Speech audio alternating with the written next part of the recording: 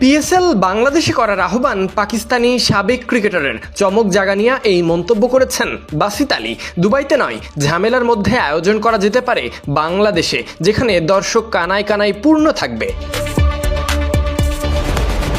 PSL গড়িয়ে বাকি আছে ৮ ম্যাচ, এর মাঝেই ফিরে গেছেন বিদেশি ক্রিকেটাররা। বাকি অংশ কি গড়াবে, এমন যখন ভাবনা, তখন বাসিত আলী তার ইউটিউব চ্যানেলে মন্তব্য করেন, পিএসএল আবার শুরু হতে যাচ্ছে, ইনশাল্লাহ পাকিস্তানেই হবে। তবে আমি পিসিবিকে অনুরোধ করব, টুর্নামেন্টে যদি কোনো ঝামেলার সৃষ্টি হয় তবে দয়া করে খেলা দুবাইতে সরিয়ে নেবেন না, বাংলাদেশকে বিবেচনা করবেন, যেখানে স্টেডিয়ামগুলোর ক্লাবের ম্যাচগুলোতেও ক্রিকেট প্রেমী সমর্থকদের দিয়ে পূর্ণ থাকে। পিএসএল এ অবশিষ্ট রয়েছে মাত্র ৮টি ম্যাচ, যার লিগ পর্বে 4টি আর প্লে অফ আর ফাইনাল দিয়ে আরও 4টি। এখন পর্যন্ত পয়েন্ট টেবিলের শীর্ষে কোয়েটা গ্ল্যাডিয়েটর্স, তারাই একমাত্র দল যারা প্লে অফ নিশ্চিত করেছে। তাদের সংগ্রহ 9 ম্যাচে 6 জয় আর 13 পয়েন্ট। এছাড়া সমান 10 পয়েন্ট নিয়ে যথাক্রমে দ্বিতীয় এবং তৃতীয় অবস্থানে রয়েছে করাচি এবং ইসলামাবাদ।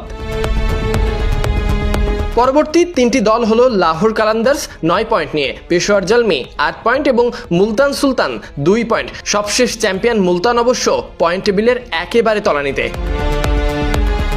তবে দলগুলোর নতুন শিরোপা ঘরে তোলার অপেক্ষা বেড়েছে। মাঝে পুরো দেশ জুড়ে শঙ্কা, কি কারণ তা অবশ্য সবারই জানা। আপাতত বিরতির কথা শোনা যাচ্ছে, এর মাঝে পিএসএল চালু হওয়ার গুঞ্জন, আর তা সরানোর পরিকল্পনা থাকলে তা যদি হয় বাংলাদেশে, তবে কেমন হবে, এমন ভাবনা আলাদা প্রতিক্রিয়া সৃষ্টি করবে দর্শক মনে। এদিকে পিএসএল এ অবস্থানরত বাংলাদেশি 2 ক্রিকেটার রিশাদ হোসেন এবং নাহিদ রানা এবং 2 ক্রীড়া সাংবাদিক সুস্থভাবেই দেশে ফিরেছেন। পিএসএল গড়ানোর সম্ভাবনা যে একেবারেই নেই তা বলারও উপায় নেই, তবে বিদেশি ক্রিকেটারদের পাওয়া নিয়ে দলগুলোর থাকতে পারে নানা রকম প্রতিবন্ধকতা। পিএসএল যদি শুরু হয় তবে টুর্নামেন্টের বাকি অংশ একটি নির্দিষ্ট ভেন্যুতেই হতে পারে। পারিপার্শ্বিক পরিস্থিতি বিবেচনায় পাকিস্তানি গণমাধ্যমগুলো অবশ্য তেমন কিছুরই ইঙ্গিত দেয়। তবে দলগুলো পরিস্থিতি স্বাভাবিক হওয়ার অপেক্ষায় পুরনো আমেজ ফিরিয়ে এনে টুর্নামেন্টকে এক জমকালো ফাইনালে সমাপ্ত করতে চায়। সমর্থকেরাও তেমন প্রত্যাশাই।